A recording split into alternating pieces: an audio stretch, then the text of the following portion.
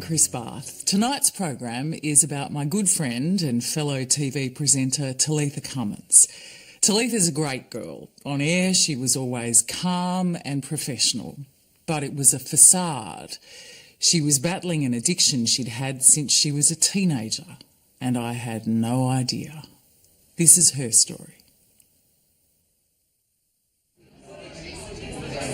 She said, my dog Pam, his biological clock is ticking. Seeing Talitha today, it's just so heartwarming, and I can think of my daughter now, block out the bad parts and think, my goodness, she's come such a long way. I am so proud of her. So your mum said that you're 37 and a half weeks. 36 and a half weeks. 36. But I had the last scan yesterday, and so it's a big baby.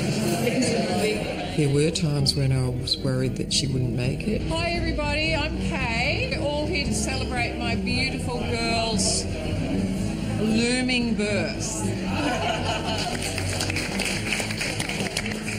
It's really exciting. Really, really exciting. I've waited a long time for this. I had 3 years under my belt before I became pregnant, so I was used to saying, no, I won't have a drink.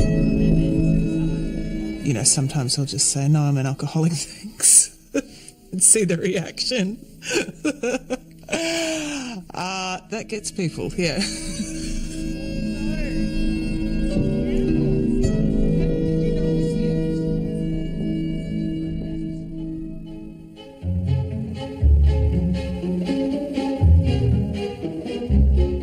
Near the end, I was a bit of a different person. That whole facade of being the bright, bubbly, shiny Talitha, the wheels were sort of falling off. I didn't realise it, but people were starting to recognise that.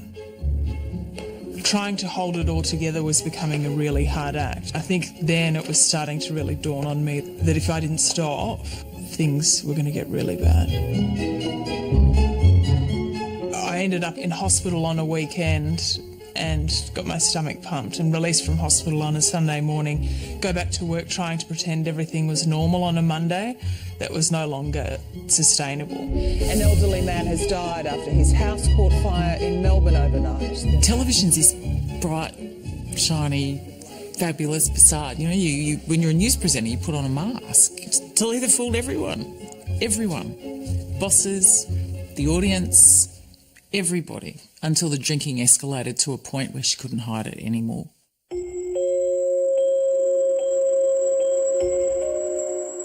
I was a really shy child and quite introverted, and I became even more so, I think, after my parents divorced, because I wanted to be strong for them. I didn't want anyone to realise that I was upset. I was so embarrassed about being shy. There was some sort of shame attached to it. What if people discover I'm anxious? What if people discover that I'm actually shy? Talitha used to live in Shepparton with her dad, who she absolutely adores, and then she decided to move up with her mum on the Gold Coast and finish her high school up there. So that's when we met, when she was 13. She didn't look like a typical 13-year-old. She was already quite pretty, and then the fact that she was probably a good foot taller than everyone else in her grade, she really sort of stood out. I don't think Talitha was ever really comfortable with people noticing her. As soon as the spotlight came upon her, you could see that she slowly would start to sort of retract.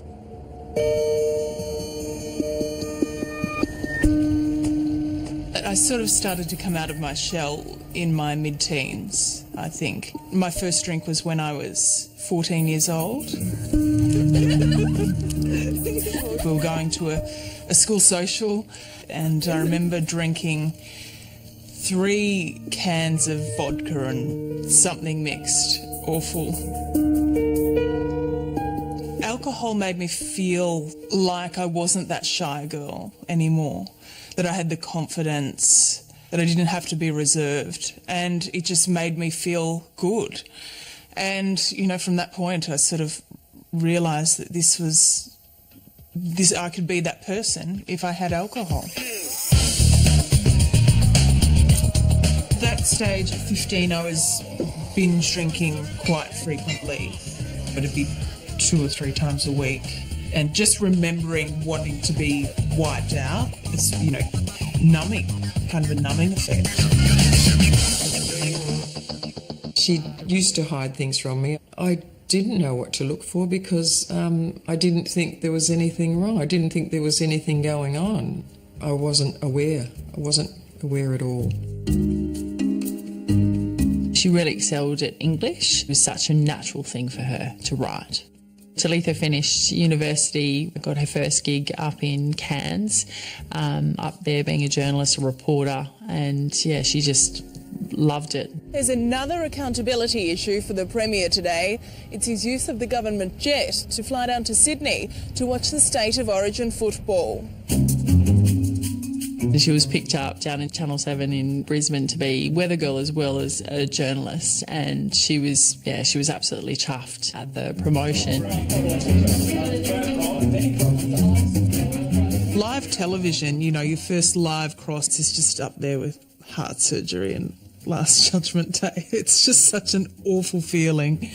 And you've got this countdown in your ear, 10, 9, 8, 7, 6. Well, Mark, there have been a number of promises in the past about the M4 East being built, which some say is Sydney's most urgent motorway, but it's probably still a little bit too early to start getting excited. Tony Abbott still needs to be elected first. We need to vote him in before any of this happens. Back to you. Okay, Talitha, thank you. I think to deal with the anxiety that I would feel on a daily basis, I was drinking. It was so confronting for me, and it was the way I dealt with my anxiety and the fear. Being an introverted young girl and being thrust into this, world of television, live television, and that's how I dealt with it. There was a time that I went to Brisbane and there was a box of Veuve Clicquot champagne. We said, I'll pop one in the fridge for us and we'll just have a bottle of champagne. I said, oh, how lovely. And then another bottle went in and then another bottle went in. She would have had at least 3 bottles of champagne, at least.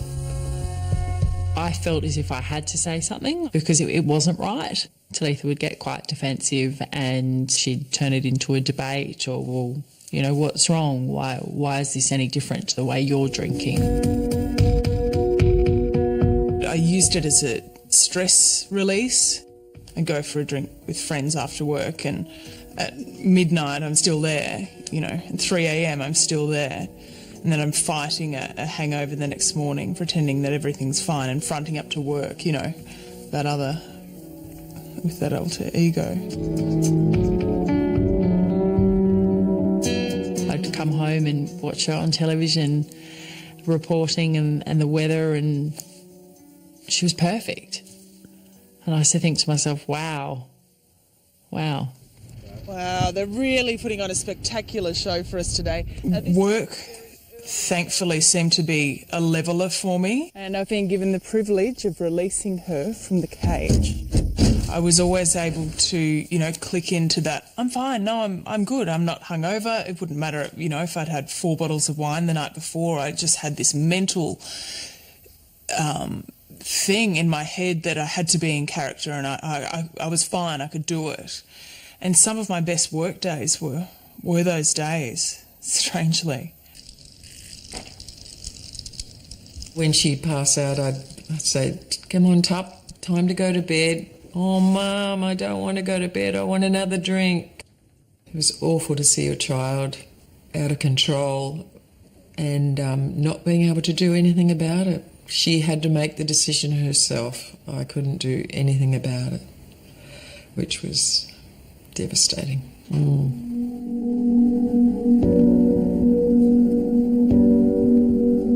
Talitha was in a relationship with another man in Brisbane, and it wasn't going well. I got a message and it was early hours of the morning, and because I was pregnant, I was going up to the bathroom and saw it, and I could tell that she had been drinking by the sounds of things all night. She just kept saying she was tired and didn't want to be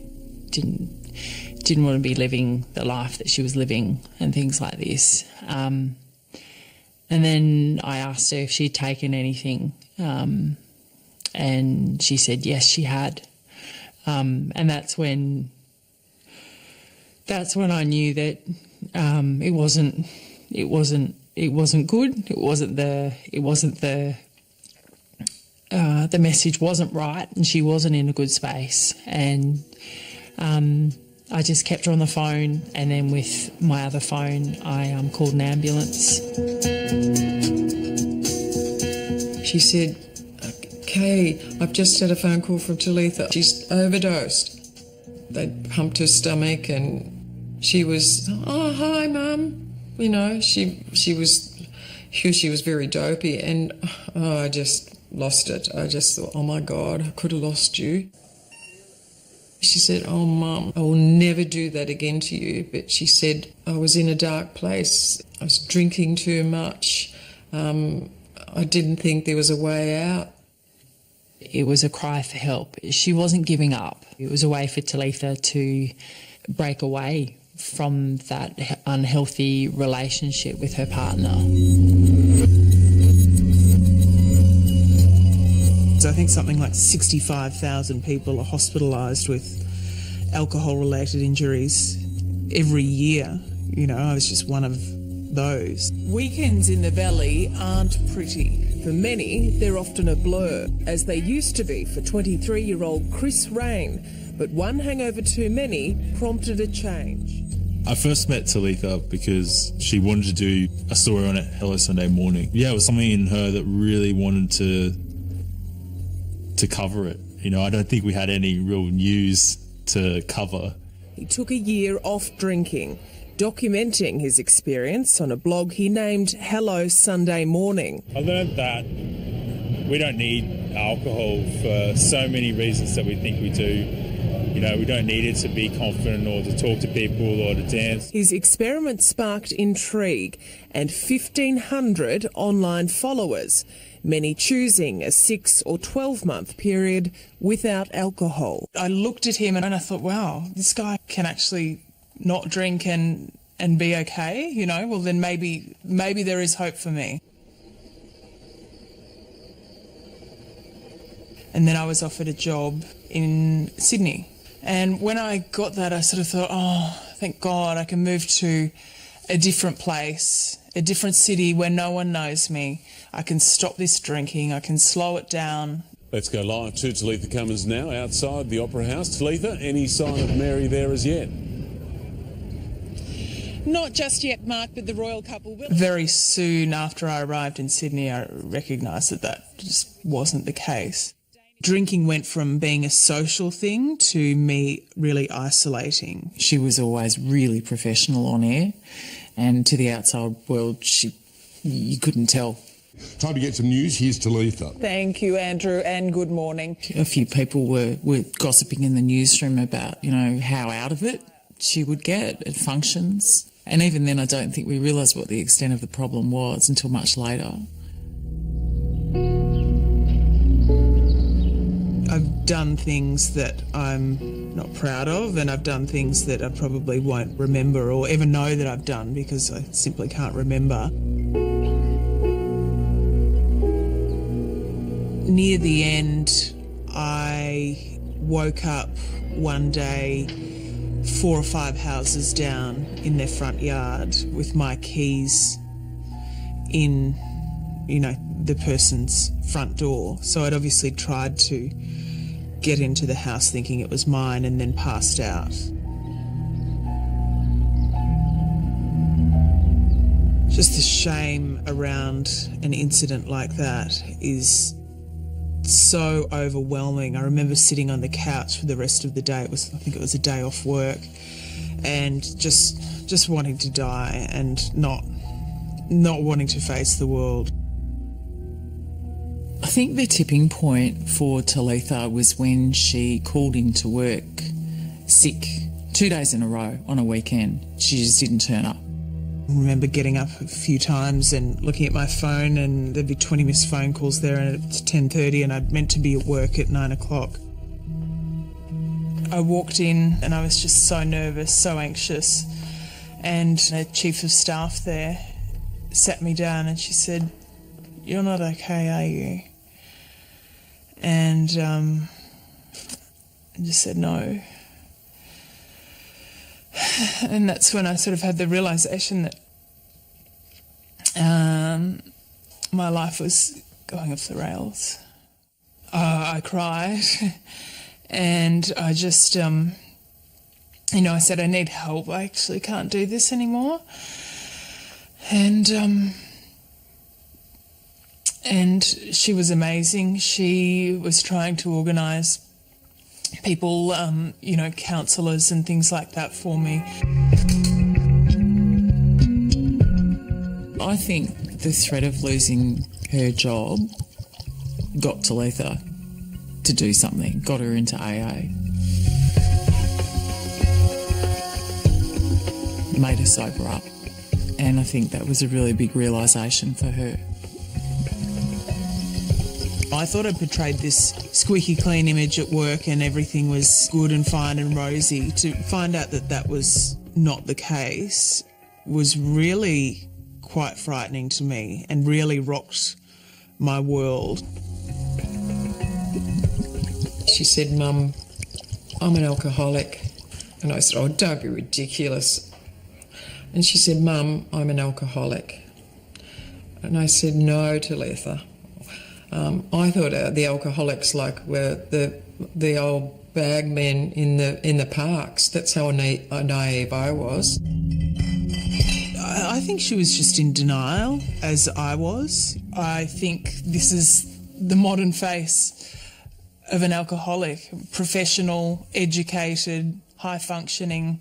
I hit rock bottom, but it could have been much worse. I think it's just we really need to look at that label and reassess.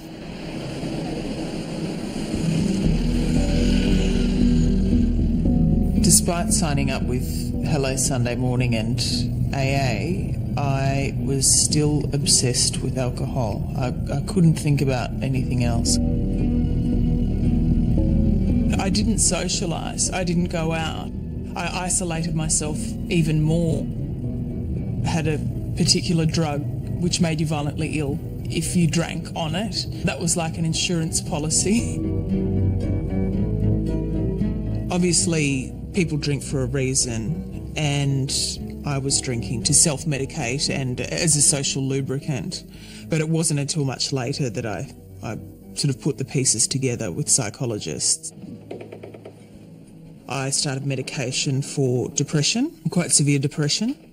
I'm more than happy to take a tablet every day and, not have to self-medicate and drink myself into oblivion like I used to. I had the Hello Sunday Morning keeping me, accountable.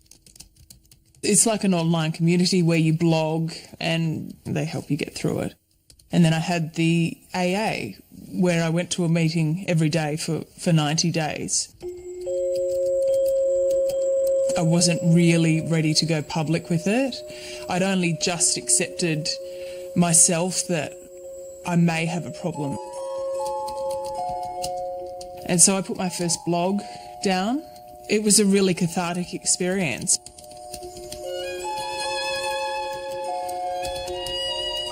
I was a big drinker. Anyone who knows me knows that.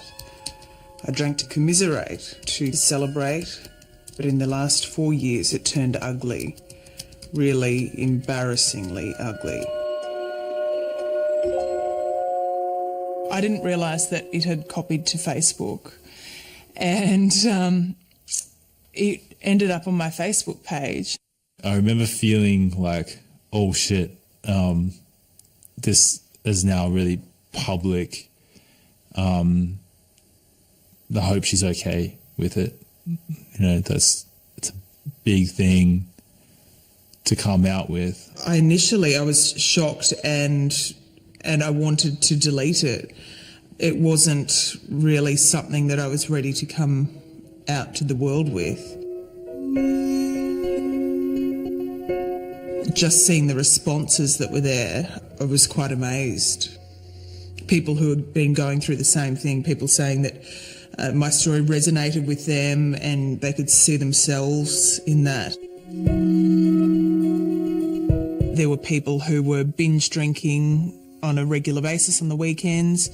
There were mothers who would start drinking in the afternoon, and high-profile people, reformed alcoholics who had been sober for, a number of years. And I thought, wow, this could actually really help people.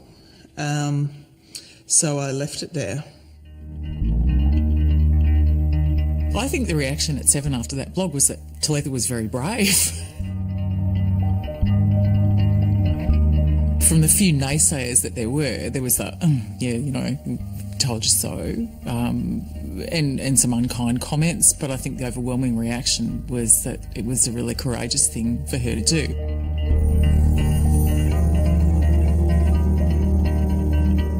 Her posting that, 800 people signed up, as soon as she did that. You understand the depth of what Talitha's gone through, and you multiply that by 800 different families, 800 different conversations with people. That's huge. As professionals do, they'd made it look easy. Work without a hangover was just so much better. There's not a puff of wind out here on the Derwent this morning, but they've managed to... I was doing lots of news reading. There were elements that were, where I was really noticing that things were turning around. Clear skies and fresh snow at Victoria's Mount Buller means... 3 months into my sobriety, a friend introduced me to a man named Ben. I didn't know much, so good on Google. Nothing's sacred these days, so found out that she was a reporter and a newsreader and a weather person. That was my first dating process without drinking. It was terrifying. It was terrifying. I told him about my drinking issues probably, I think it was the 3rd or 4th date. We actually went for a run together on New Year's Day. And then from that moment, I thought I really want to make a go of this relationship. And I decided from that day not to have a drink again. And I just couldn't believe it, Not only did it show what an amazing human he was, but it gave me a lot of strength knowing that there was someone next to me helping me. It was only less than 12 months into our relationship that we were engaged, even though, yes, she may have been a recovering alcoholic with depression. She was still the most thoughtful, strong, well put together person I'd ever met, and it was the person I wanted to spend the rest of my life with. I knew then. I was already starting to get some anxiety about the wedding. The thought of me sitting at a bridal table and having all of these people out in front of me drinking. And obviously she was still not quite confident enough with where she was at. So when they decided to elope, she was so happy. Any stress I can shoulder the load for, I want to do so, because I guess it's an irrational fear of mine maybe, that it may drive her to drink, and I don't ever want to do that. It was a beautiful New York day. We got married on Bow Bridge. By the end of the ceremony, this big group of people had gathered around us and was cheering. Chest nice and high, shoulders back. All right, great work. Ben has been in the fitness industry for a long time and puts all of his heart and soul into that. Works very hard. 3, good, remember to breathe. His influence through his health and fitness has really helped me along the way, and it's given me a focal point apart from not just my recovery, but it's given me something healthy to focus on.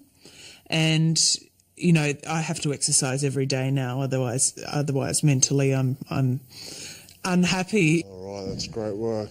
To think that 5 years ago I couldn't even turn up to work, and, you know, things are very different now, and I'm about to look after another little human and so excited about it. My plus 25 kilos. I was a little bit concerned, you know, health-wise about the baby. Breathe out on the way up, squeezing through the glutes. But being 4 years sober, thankfully having that well behind me, everything's looking good. It's quite a relief to know that I haven't, you know, passed anything on. It's T's last day. Goes on maternity leave today. Thank you very much. We're so excited. So I was very lucky with the amount of alcohol that I was drinking to escape with a clean cheek of health. Is he waking up? He's just stretching, yawning as he does, pulling faces. Oliver was born a few weeks ago, and he's a healthy and a very happy baby. He's quite chilled. Is he awake? Yep, he's asleep. I'm just loving being a mother. I feel like I'm at the happiest point in my life. Hello, see the swans? They're pretty, aren't they? With alcoholism and recovery, there is no finishing line. It's ongoing. Recovery will be always and forever. There are still people in AA that I see who are 27 years sober, and they're still coming there because they still have the same issues to deal with. Hello, Mr. Swan. We've got no food for you. No. I go through stages where I think, yes, I'm through this, it's fine. But as quick as that, temptation will come back to me.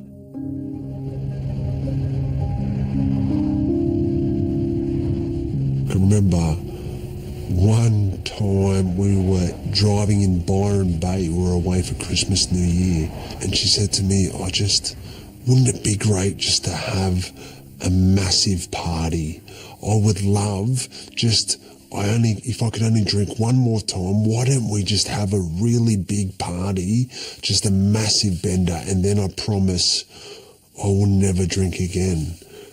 And I just said, that's the worst idea I have ever heard. What's the matter with you? You know, we got into a bit of an argument, and it was like a different person in the car with me. And then after 10 minutes to and froing, she said, look, I'm an alcoholic, and that's how we think. I don't see her fighting it publicly, but she still fights it internally every day. I think going public, it has actually helped me in a way. I still have days now where I think, have I done the right thing? Ollie. But I believe it is. From the responses I've had, I think it's helping people. Hey, little man, want to go for a walk? If that's something I can do with 4 years under my belt, then that's what I want to do.